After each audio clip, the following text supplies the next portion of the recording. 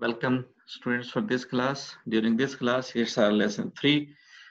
In this lesson, we will study about scalars and vectors. We will go up to detail what the scalar quantities are. These scalar and vector quantities are playing a very important role in mathematics, in physics, and everywhere their direction is required. Or uh, we have to differentiate what are the scalar quantities and what are the vector quantities. So let's start with the scalar and vectors. What will be the sequence of these this lesson? That will be, we will go up to the definition of scalar and vector. Then we will see number 2, symbolic representation. How will you represent a vector quantity and how the scalar quantities are represented? Then we will see the graphical representation of a vector. Then we will see about discuss about units, and then we will see some examples in this class. Basically, we are concerned with scalars and vectors. We will again, I repeat, definition, symbol representations, graphical representation, symbolic, graphical representation, unit, and example. So let's start. These are the physical quantities. What are the physical quantities? Scalar quantities are those quantities as magnitude and unit only, but there is no direction. Like 5 kgs sugar, 5 is the magnitude, kg is the unit. So there needs to represent magnitude as well as unit. 1 liter milk, 1 liter magnitude, milk liter, that is unit. 1 meter distance, 1 meter distance, 1 magnitude, meter, that is unit. So scalar quantities needs only magnitude and unit only.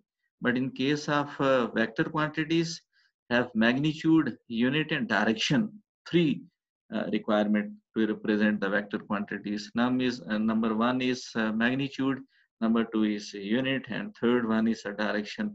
If some physical quantities have some direction, they are called basically vector quantities, and we will see these are velocity. These are the examples, like force, like tension. These are the different types of the examples which are the vector quantities: acceleration, velocity.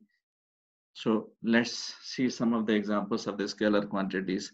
So mass, length, distance, to represent distance, 2 meter distance, there is no direction.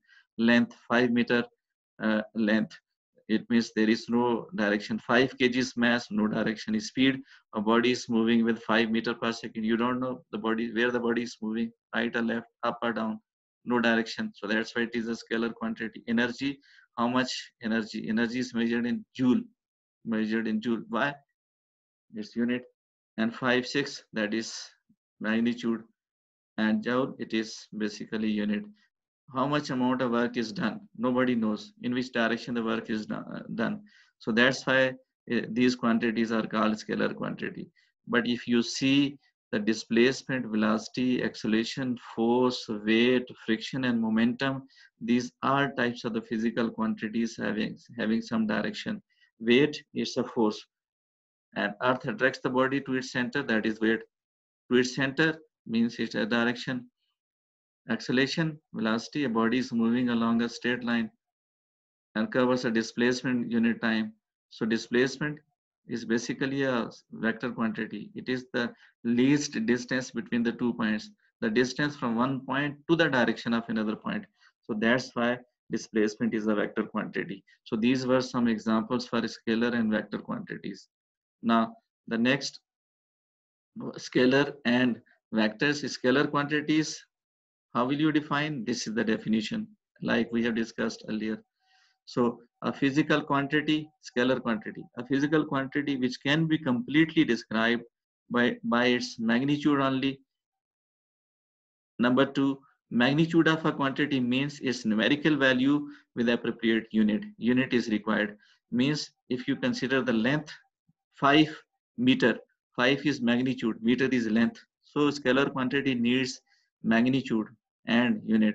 Mass, 10 kgs. 10 kgs mean 10 magnitude, kgs unit, time 5 second, 5 magnitude, second unit, temperature, how much Fahrenheit, how much Celsius.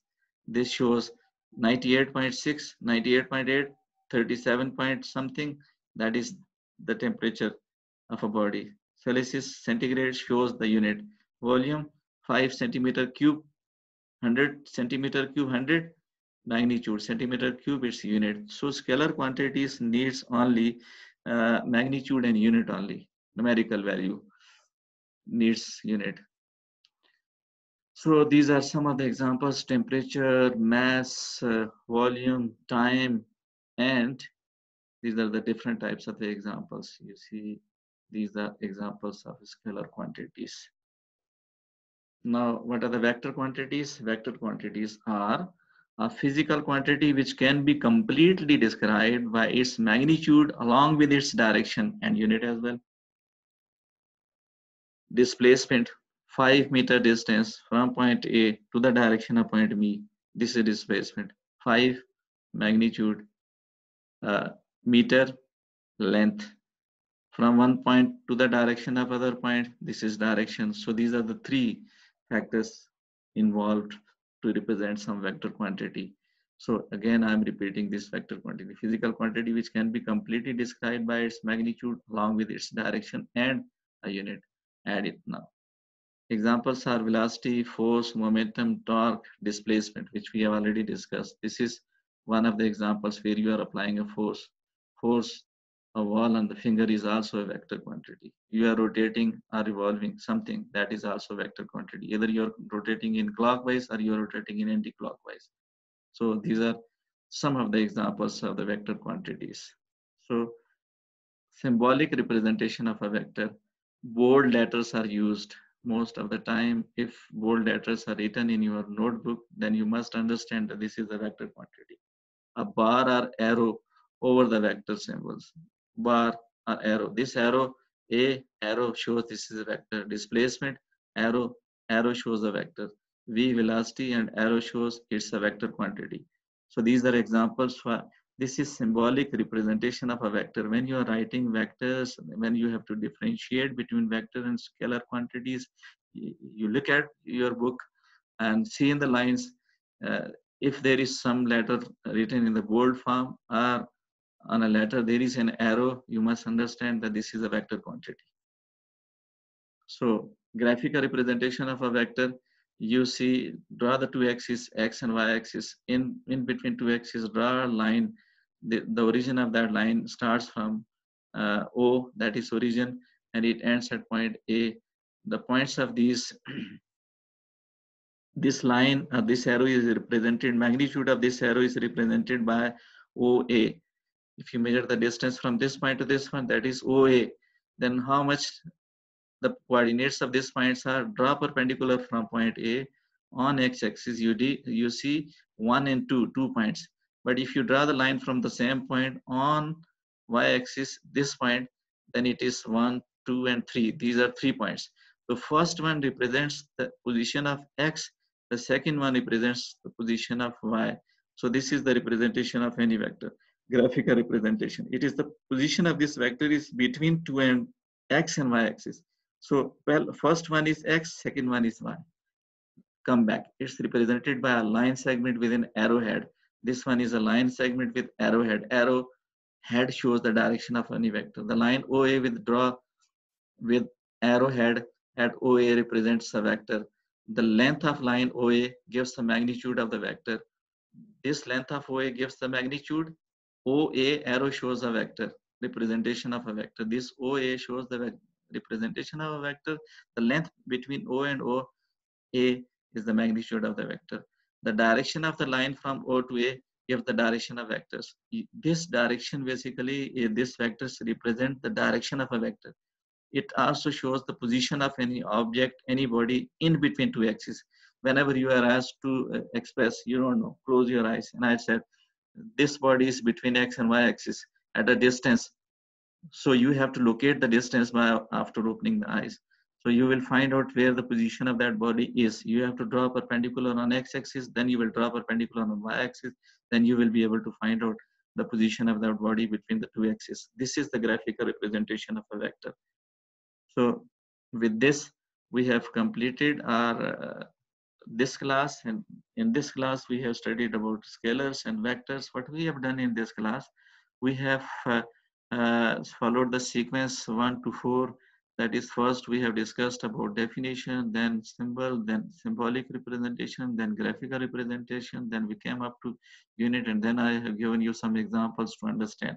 So this was the concept of physical quantities having magnitude and unit, that is scalar, having magnitude, direction, and unit. There are vectors, and these were the some examples which are scalars. For scalars and vector quantities, these are vectors and these are scalar quantities. Scalar have unit and magnitude, but vectors have unit, magnitude, and direction as well.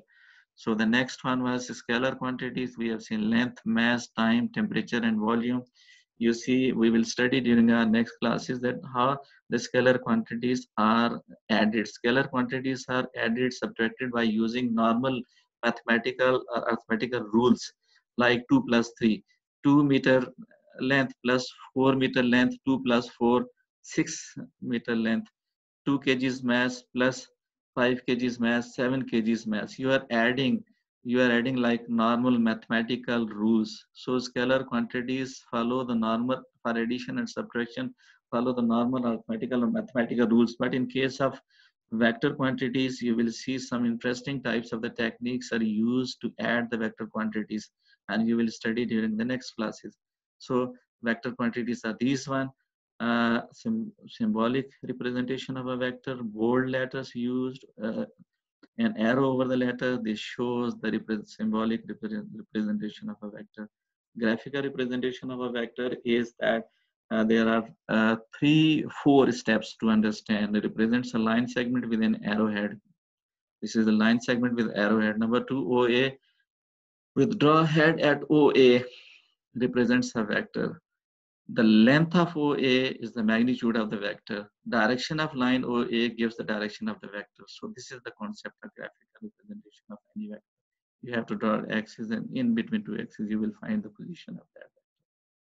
So with this, our class ends. I thank you very much for your patience. I hope you have understood the topic, please.